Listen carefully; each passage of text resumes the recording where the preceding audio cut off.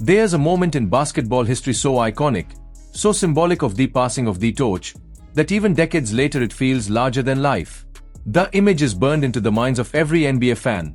A young, wide-eyed Kobe Bryant kneeling beside Michael Jordan at half-court, hanging on to every word from the man who defined basketball greatness. Two legends, one in his prime, one on the rise, sharing a quiet exchange in the middle of the chaos. What few realized at that time was that this wasn't just a meeting between student and teacher. It was a foreshadowing of destiny. Because that night, a 19-year-old Kobe Bryant didn't just meet Michael Jordan, he proved that he was coming for his throne.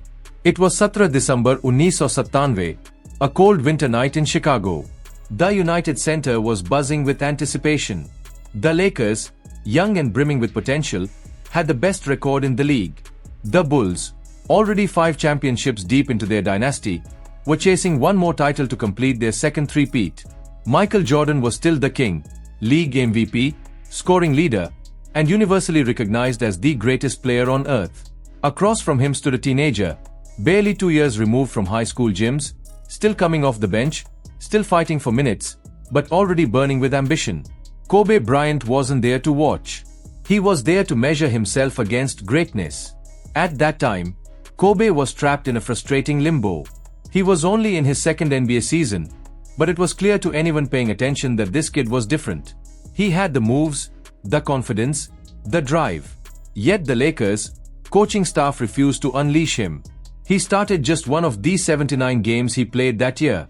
He was still technically a bench player, barely 19 years old and already playing behind veterans like Eddie Jones and Nick Van Exel. Still, even in limited minutes, Kobe made himself impossible to ignore. He finished the season third on the team in scoring despite playing 10 fewer minutes per game than the guys ahead of him.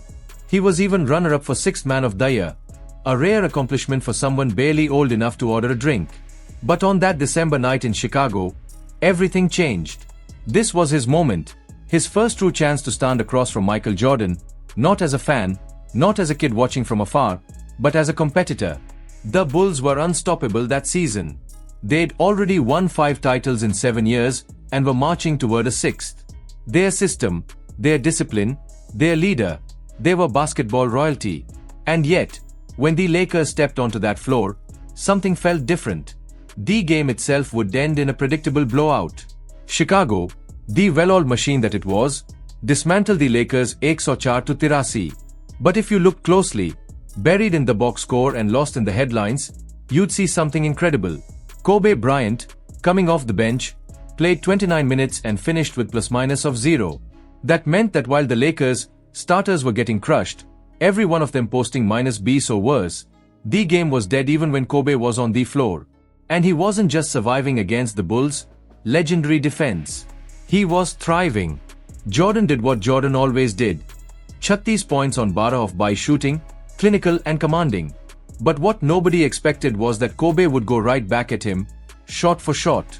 In 29 minutes, Bryant dropped 36 points on bara shooting, off the bench, against the greatest player of all time, in the middle of Chicago's dynasty.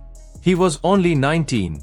There was no Shaquille O'Neal in the lineup that night to draw double teams or take the pressure off him. Shaq wasn't even playing. This was Kobe versus Jordan, pure and unfiltered. The performance didn't just turn heads, it sent shockwaves through the league. Jordan himself took notice.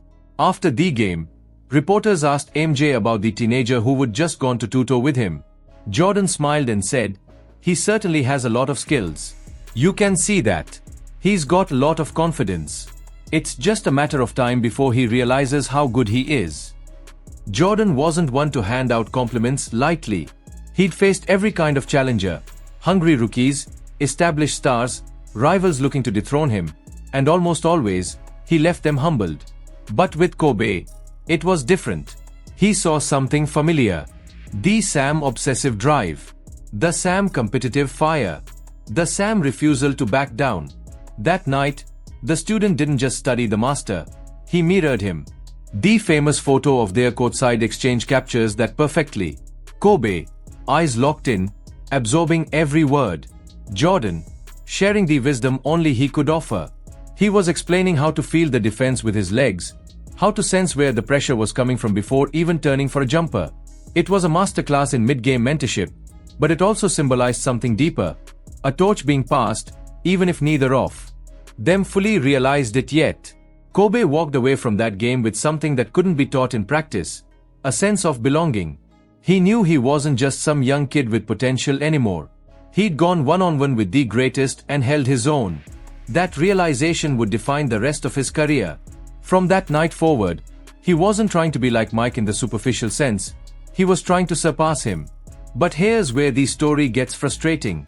Even after that breakout performance, even after proving that he could go toe-to-toe with the GOAT, the Lakers still refused to start him. Kobe spent the rest of the season coming off the bench, watching less talented players take the floor before him. It was one of the great early injustices of his career, a glimpse of the brilliance buried beneath bad coaching and old-school hesitation. Yet Kobe never complained. He never demanded minutes or blamed anyone else. He just kept working, waiting for the world to catch up to what he already knew. And when the Lakers finally gave him the chance the following season, everything exploded. His scoring jumped to 20 points per game. He made his first All-NBA team. The teenager who once asked Jordan for advice was now being hailed as the heir to his throne. It was the beginning of a journey that would lead to 5 championships, to finals MVPs, and a legacy that would stretch far beyond basketball. Looking back, that 1997 matchup between Jordan and Bryant feels almost mythic. On paper, it was just another regular season game. But in reality, it was a passing of eras. Jordan was still the undisputed king, but Kobe was already claiming the future. Their careers would overlap for only a few more years, but the echoes of that night would last forever. The numbers tell part of the story. 30 points on 68% shooting, 29 minutes of relentless offense, but the true significance lies in what it represented. That was the night Kobe Bryant announced himself to the world.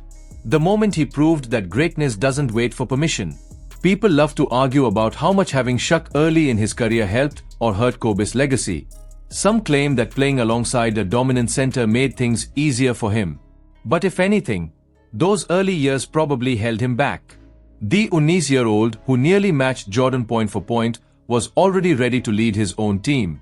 If Kobe had been drafted somewhere else, say, if the Charlotte Hornets had kept him instead of trading him to the Lakers, he might have averaged 25 game from day one.